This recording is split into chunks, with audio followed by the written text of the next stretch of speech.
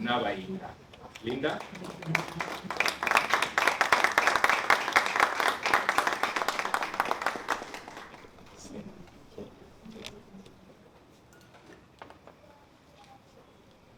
I'll be evaluating Angela Nsereko in the Pathway Presentation Mastery, Level 4 Project 2. Angela, in your speech, and for the audience as well, I'll be looking out for the skills you've developed to address an audience, challenges from an audience, and these skills can be used outside of a Toastmasters Club.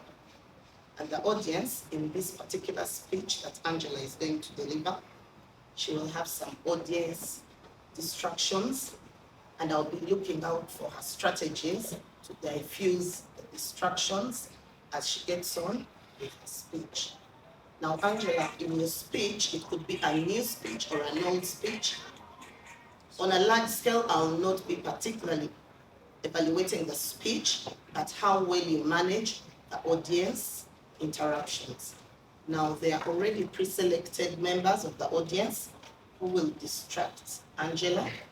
So do not, if you're not that person, kindly,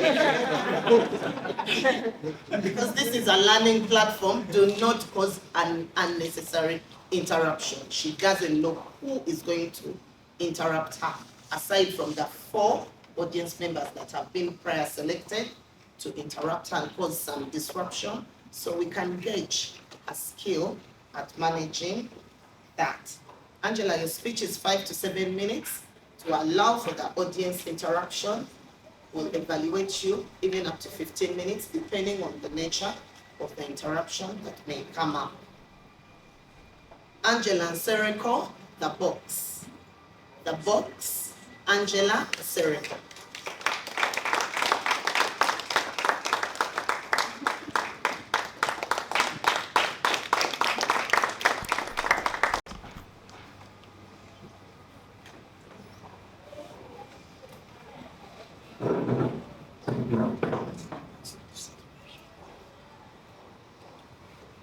Once upon a time, in a land far, far away, northern part of Egypt, near the shore, lived a young merchant.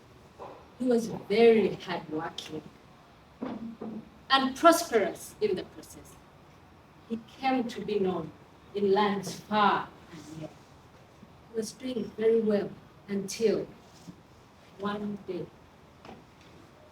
his merchant ship sank. And when he sank, hard times fell on him.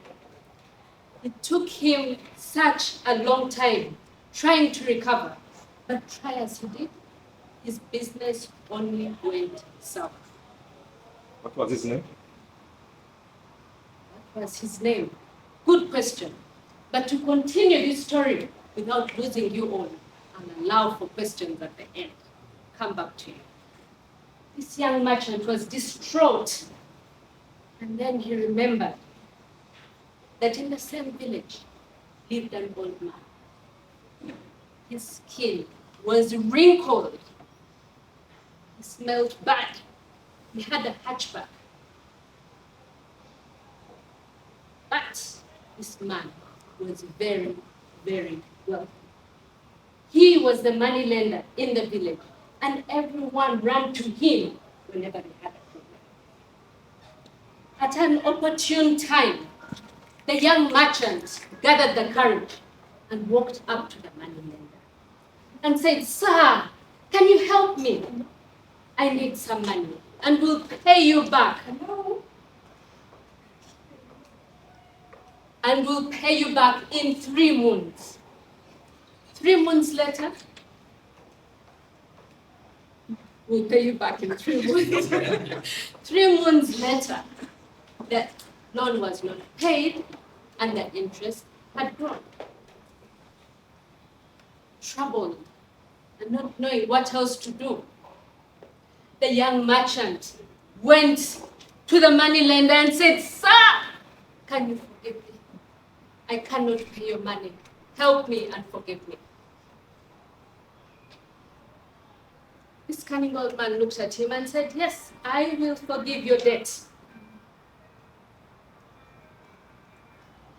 And will forgive your debt on condition that you give me something that I want. I would like to request us to switch off our phones so that you can hear the end of this story. Switch off our phones for now. So, the merchant, the moneylender asked the merchant to meet him at an agreed place. He wanted his daughter's hand in marriage. The young merchant had a very beautiful, dimpled, smooth-skinned, young adult daughter. All the young village men were vying for her hand in marriage. The merchant was distraught. How could his beautiful daughter go with this old, short, smelly, hatchback old man? But he had nothing to do. On the agreed date, he held his daughter's hand, and they walked hand in hand, eyes bloodshot from crying, thinking about the fate that befell them. They went to a shore that was lined with black and white stones, many black and white stones. The wind blew them. Shh, shh. You could hear the waves, but all that they were thinking about in their hearts was the fate of marrying this woman. The story will connect if you listen. Just bear with me and come with me. When they got to the shore, the old man was happy, waiting to take the daughter. He said to the merchant, "I am going to forgive your debt on one condition. I'm going to pick 2 pebbles from the shore, one white and one black, and I'll put them in the box. If your daughter picks the white stone, the debt will be forgiven and you can go home with your daughter. I will not marry her. If she picks the black stone, the debt will be forgiven and I will marry your daughter."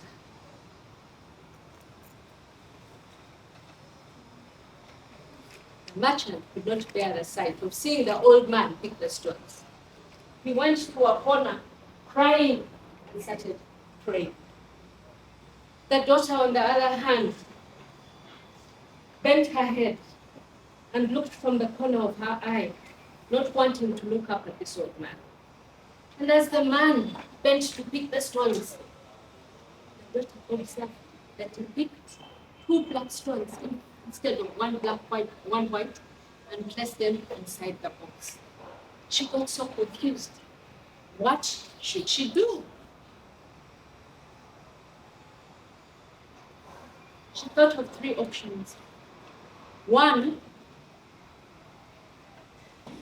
refuse to pick anything from the box, since her fate was already sealed. 2,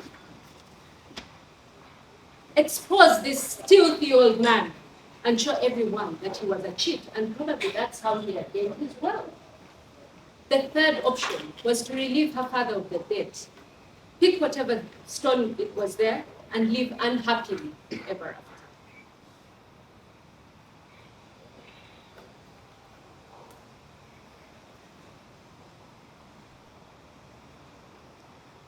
The old man presented the box.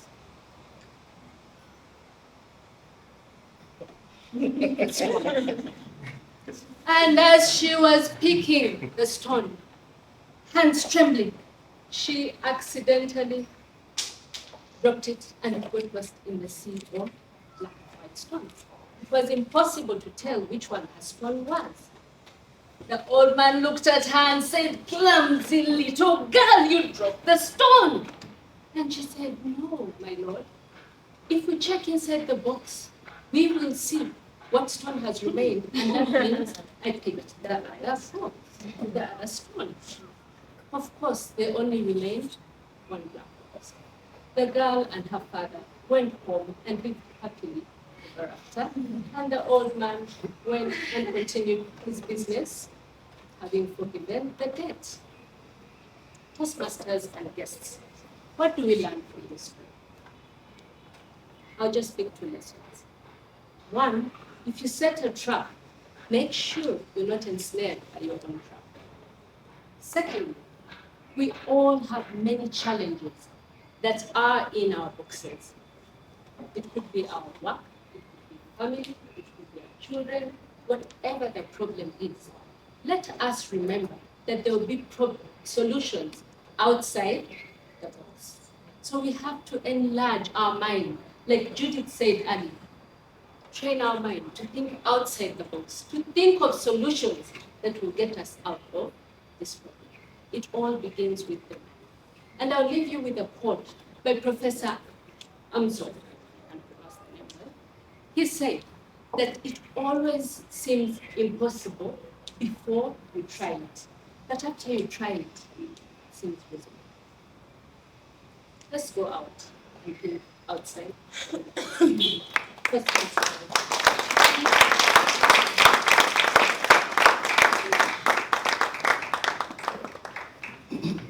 As she takes us there.